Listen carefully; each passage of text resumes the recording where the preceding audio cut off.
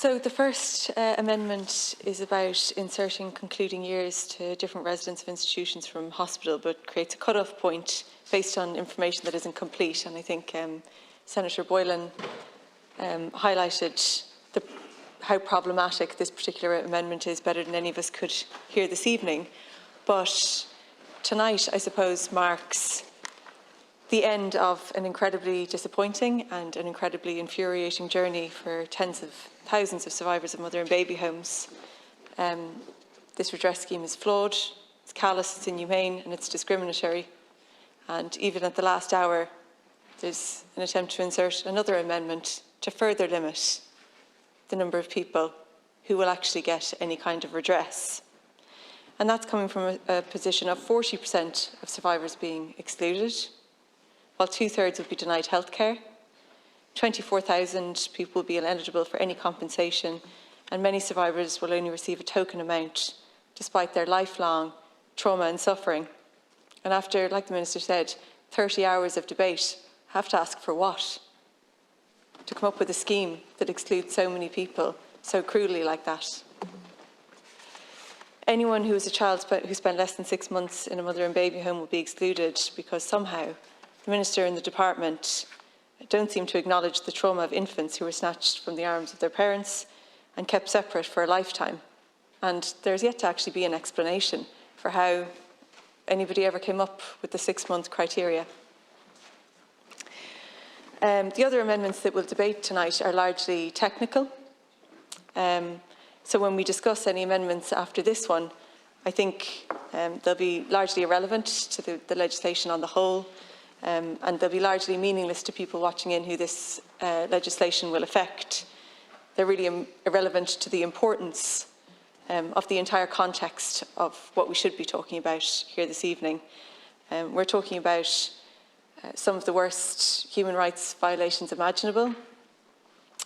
It includes suspicious deaths that were never investigated, forced labour, servitude, forced disappearances, torture, ill treatment, discrimination based on sex, race, ethnicity and class, forced family separation, non-consensual medical trials, arbitrary detention and interference with family life, private life and freedom of expression. Instead of taking these harrowing experiences into account, the government scheme will solely base compensation on the amount of time spent in a mother and baby or county home, going against the government's own report, the Oak Report, which found that redress should be based on several other things in addition to further down the list time spent in an institution. So those who suffered horrific abuse while boarded out or placed in unvetted foster care will be entitled to nothing. And now the amendments posed by the Minister to insert concluding year in respect of all the relevant institution only serves to narrow the scheme even further. It's a continuous trend of an insulting, miserly method for determining who qualifies for redress, creating hierarchies of victims and weighing unimaginable harm against unimaginable harm. I don't think there are any words to adequately describe how the state has failed survivors, but I can assure the government that it won't be forgotten. And just a final word, Cahirlock, I think it's difficult for me to imagine, I think for many people to imagine what it was like to be in one of those institutions and all that goes with that, the lifelong trauma, the suffering, all of the different things you carry with you throughout your whole life. And then to think finally, after the Commission investigation and all of the different things that took years to come about, that were very reluctantly carried out, that there might be some acknowledgement, that there might be some recognition, some redress. You can imagine the emotional roller coaster that might be for somebody, to then be rejected again, slapped down again, and disregarded again, and to find out that actually, despite the fact that you went through all that we had a Commission investigation, and that now there's a redress scheme, that you're going to get absolutely nothing. I don't think it's possible for me to understand how difficult that is.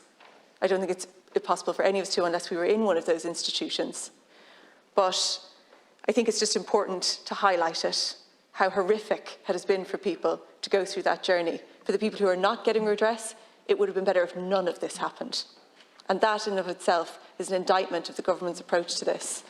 And I think, we debate a lot of issues in this chamber, and you can see how people might just be coming from a different perspective, and sometimes you can understand even if you completely disagree. And I feel that a lot, but on this issue, I don't understand where you've been coming from. I don't even believe that you think it's okay or fair to exclude people like this from a redress scheme.